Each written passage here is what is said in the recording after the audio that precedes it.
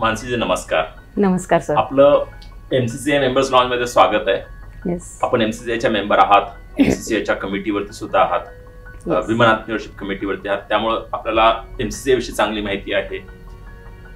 ही जी आम्ही नवीन मालिका सुरुवात केली आहे याविषयी आपल्याला माहिती आहे. या मालिकेचं नाव आहे उद्योगधंदा कसा काय. या मालिकेतर्फे आम्ही बऱ्याच लघुमध्यम उद्योगांशी चर्चा करतो आणि त्या उद्योजकांना विचारतो की त्यांचा उद्योगधंदा कसा चालू आहे, जेणेकरून इतर जे लघुमध्यम उद्योजक आहेत तेही समजून घेतील, यातनं काहीतरी बोध घेतील. आणि महत्वाचं म्हणजे ज्या छोट्या कंपन्या असतात, खूप छोट्या कंपन्या, किंवा ज्यांना कंपनी सुरुवात करायची आहे, त्यांना टाटा, बिर्ला, अदानी, अंबानी या स्टोरीजवरनं तर इन्स्पिरेशन मिळतेच, मात्र त्यापेक्षाही जास्त इन्स्पिरेशन 10 कोटी, 20 कोटी, 100 कोटी अशा उद्योजकांकडनं मिळते. कारण त्यांना हे आपल्या जवळ आहे, हे अचिवेबल आहे असं वाटायला लागतं. तर हाच याचा उद्देश आहे. आपण सुरुवात करूयात. आपली कंपनी काय आहे आणि ती नेमकं काय प्रोड्यूस करते इथनं. येस, धन्यवाद सर. मिलक्स कंट्रोल गिअर्स प्रायव्हेट लिमिटेड ही माझी कंपनी आहे. कंपनीची स्थापना 2005 साली झालेली आहे. तर मिलक्स कंट्रोल गिअर्स प्रायव्हेट लिमिटेड हे सुरू करताना बरीच असॉर्टेड जी आमची आधीची प्रोडक्ट होती त्याला एकच प्लॅटफॉर्म देऊन करण्याचं हे उद्दिष्ट ठेवलं. कंपनी काय करते तर इलेक्ट्रॉनिक्स प्रोडक्ट जी आहेत, म्हणजे व्हाईट गुड अप्लायन्सेस आहेत, त्याच्यासाठी लागणारे इलेक्ट्रॉनिक कंट्रोल गिअर, त्याच्यानंतर वेगवेगळ्या ॲप्लिकेशनसाठी लागणारे SMPS स्विच मोड पॉवर सप्लाईज, त्याचप्रमाणे LED ड्रायव्हर्स असेल, आणि दुसरं म्हणजे ज्या मोठ्या कंपन्या आहेत त्यांच्यासाठी OEM ची सुविधा म्हणजे आहे.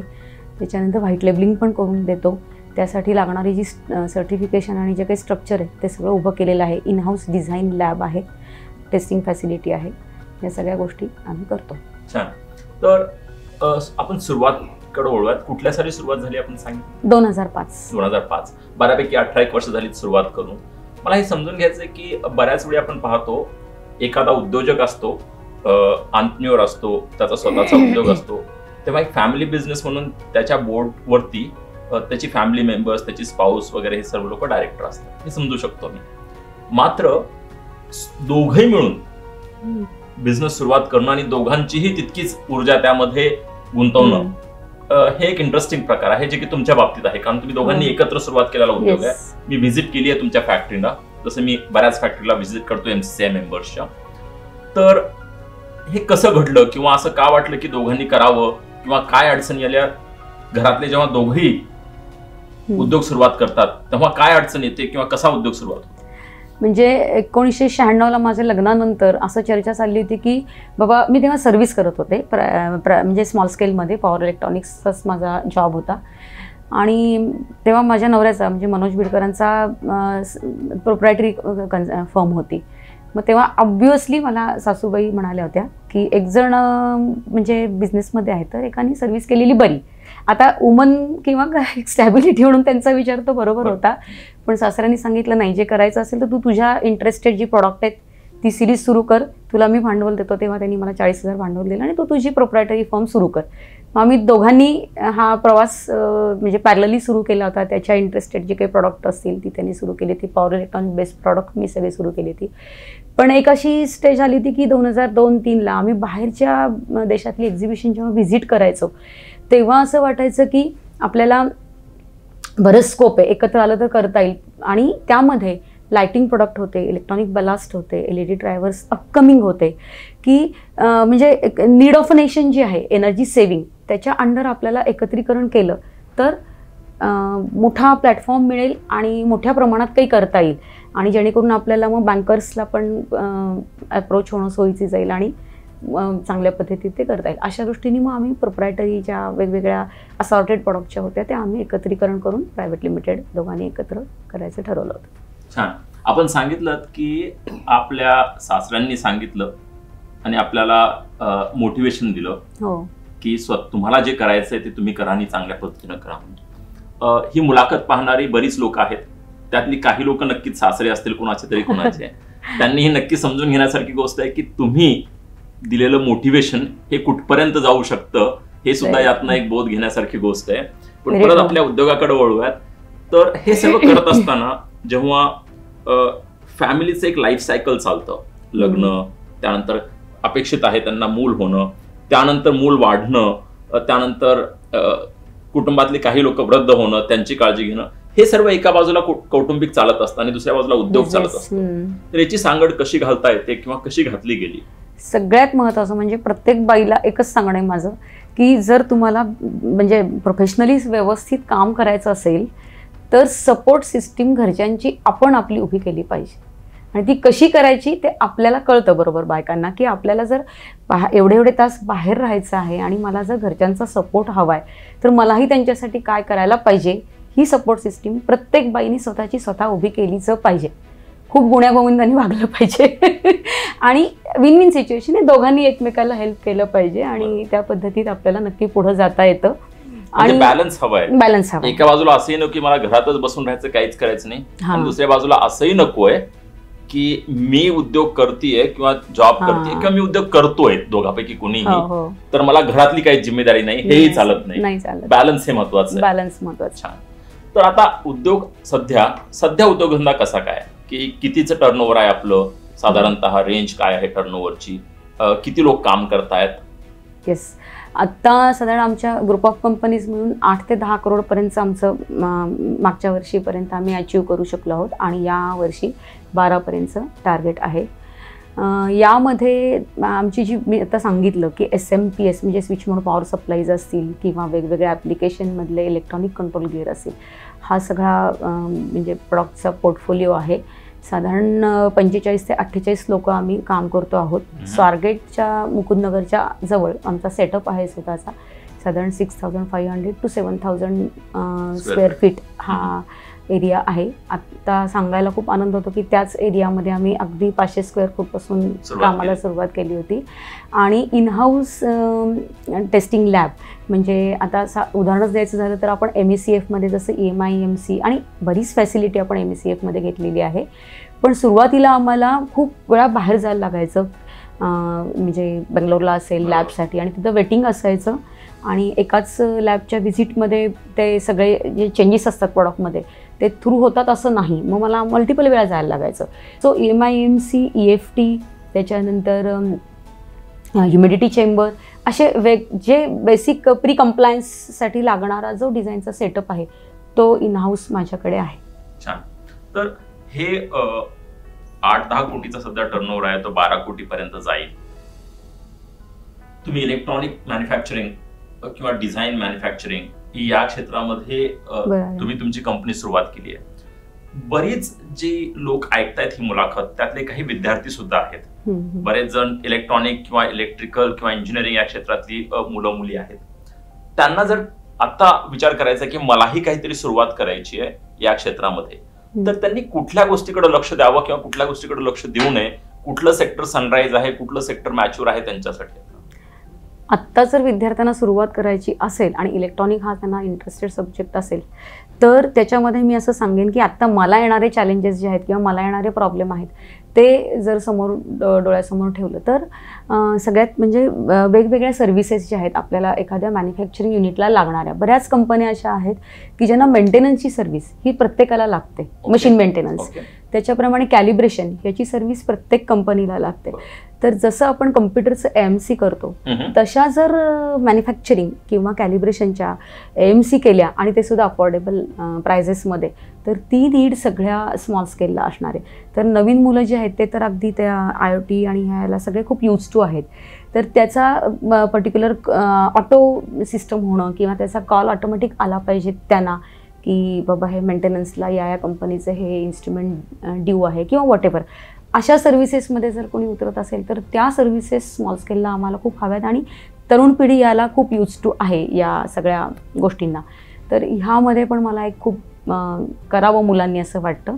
त्याच्याचप्रमाणे नवीन बिझनेस किंवा मॅन्युफॅक्चरिंग सेक्टर जर त्यांना चूज करायचं असेल तर त्यासाठी खूप विचार करायला लागतो की आपण करत असलेलं प्रॉडक्ट त्याला फ्युचर काय असणार आहे, त्याच्यामध्ये आत्ता आपल्याकडे त्याचे कॉम्पिटिटर्स काय आहेत, त्याला कुठली टेस्ट सर्टिफिकेशन्स रिक्वायर्ड आहेत, त्याला कुठला सेटअप लागणार आहे, त्याला इन्व्हेस्टमेंट काय, ह्या सगळ्या गोष्टीचा विचार करायला लागतो.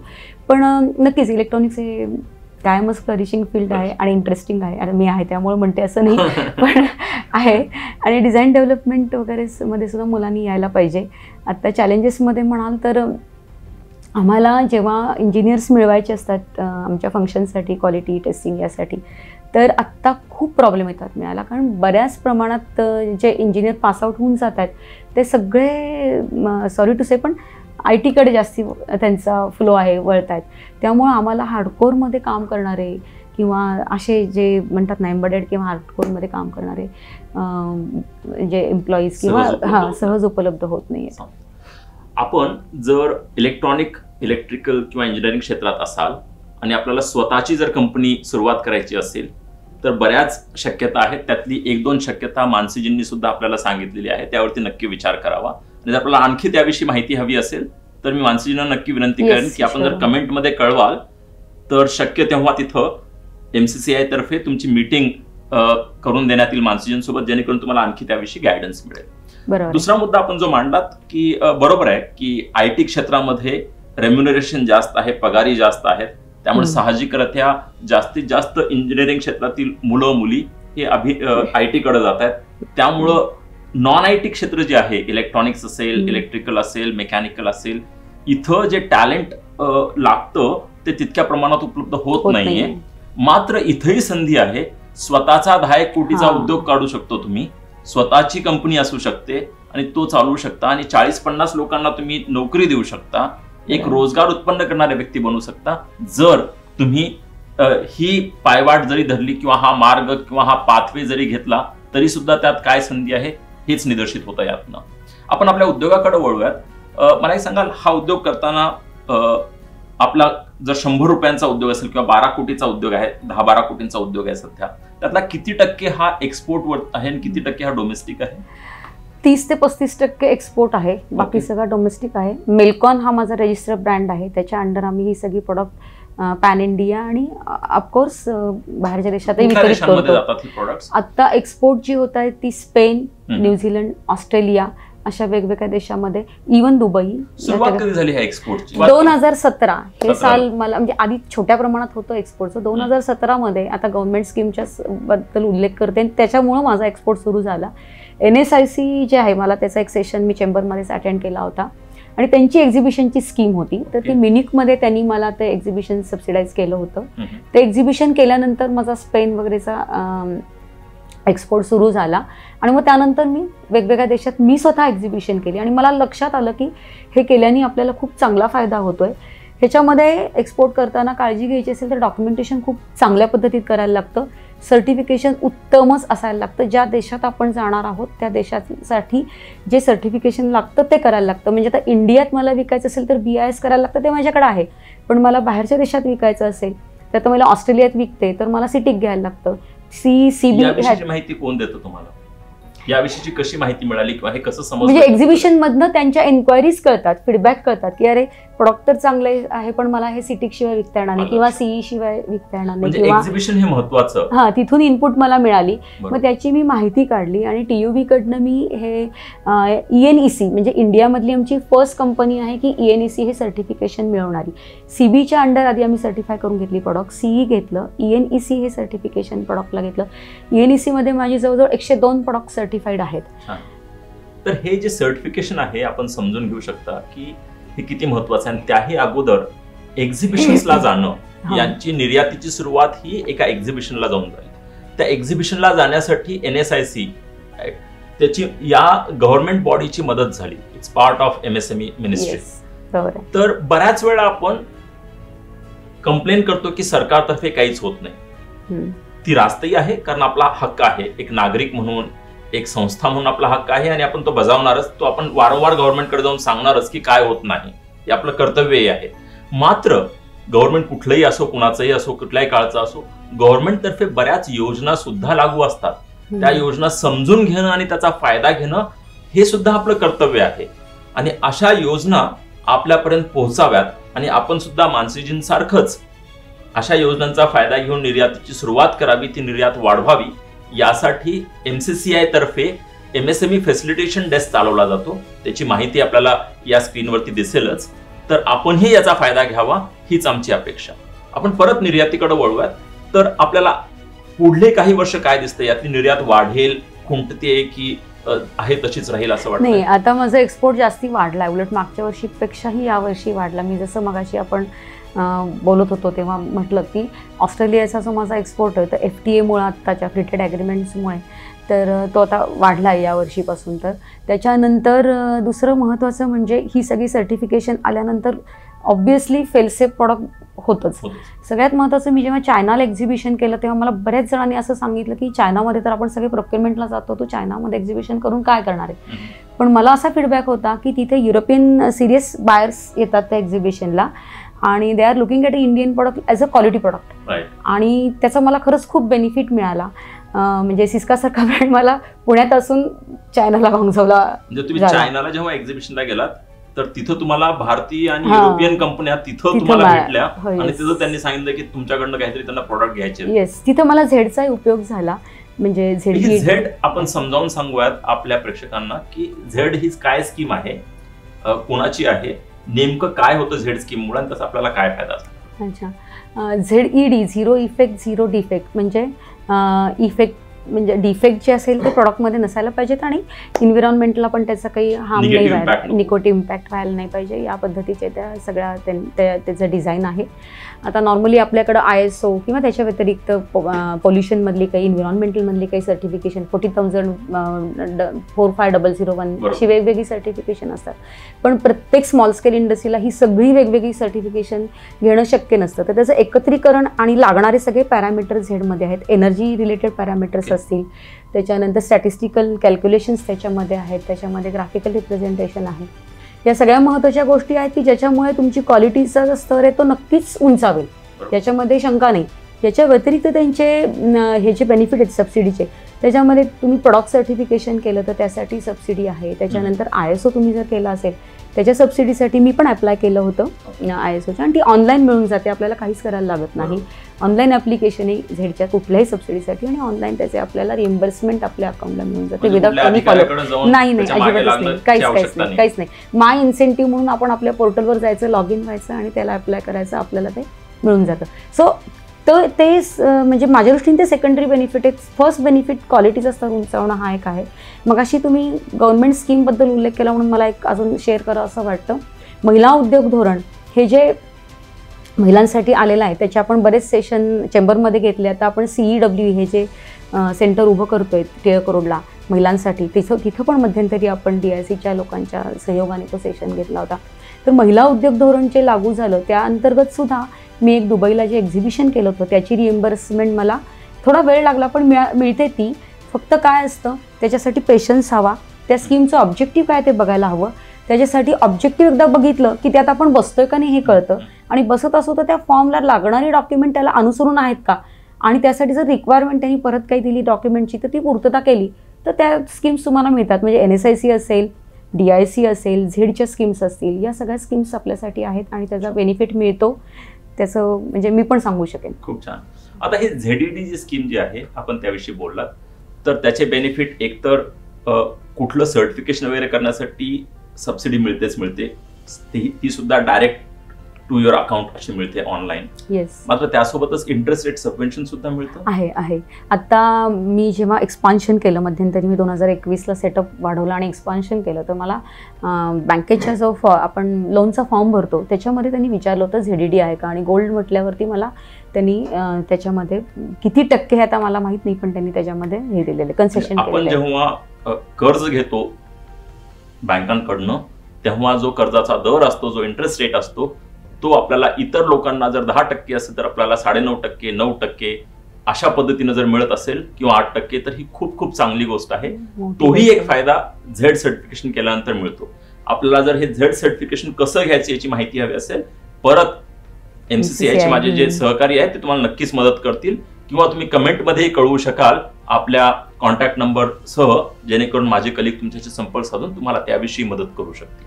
तर हे झालं सरकारी कुठल्या योजना आहेत त्याच्याविषयीचा कसा फायदा घ्यायचा.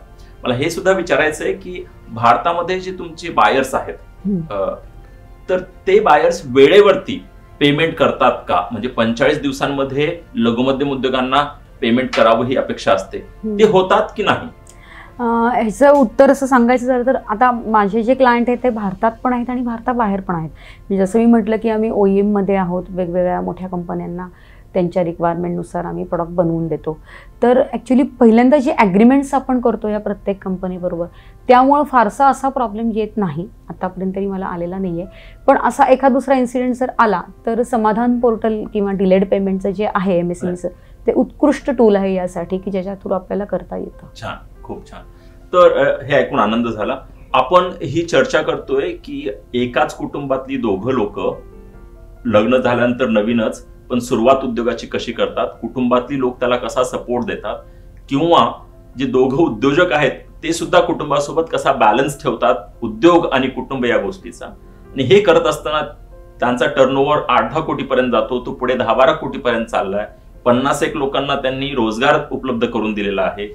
हे करत असताना निर्यात होतीये 30% आणि निर्यातीमध्ये आपण जेव्हा म्हणतो लघुमध्यम उद्योजकांचा 50% वाटा आहे भारताच्या निर्यातीत, तर हीच अशी लघुमध्यम उद्योजक आहेत जे निर्यातीमध्ये वाटा देत आहेत, ज्यामुळे परकीय गंगाजळी आपली वाढण्याला मदत होतीये.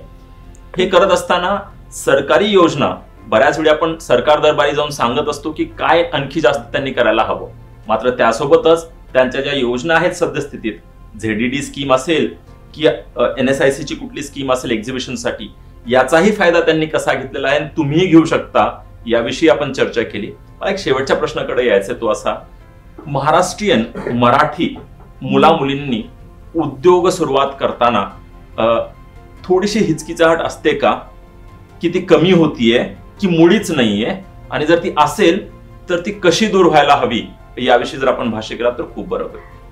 बरोबर आहे. महाराष्ट्रीयनमध्ये तुम्ही म्हणतात असं की नवीन जे आहेत मुलं मुली, त्यांना थोडंसं उद्योगाकडे वळायला हिचकिचाट असते. कारण त्याचं जसं म्हटलं की कॉलेजमधनंच त्यांना पॅकेज चांगलं मिळतं IT मध्ये, त्यामुळे ते थोडंसं हा जो काटेरी वाट आहे हे थोडी ठीक आहे, पण प्रत्येकाला मिळतच असं नाही. त्यांचं आपण विसरून जाऊयात. काही लोकांना ज्यांना गुगल आणि Amazon मध्ये जॉब मिळत असेल किंवा TCS, इन्फोसिस, विप्रो मध्ये मिळत असेल, पण इतर जे लोक आहेत नॉन IT क्षेत्रामध्ये उद्योगाकडे वळण्यासाठी काय करायला हवं की त्यांनी वळू नये? तुमचा नाही, उद्योगाकडे वळायलाच पाहिजे. उद्योगाकडे वळू नये असं मी कधीच नाही म्हणणार.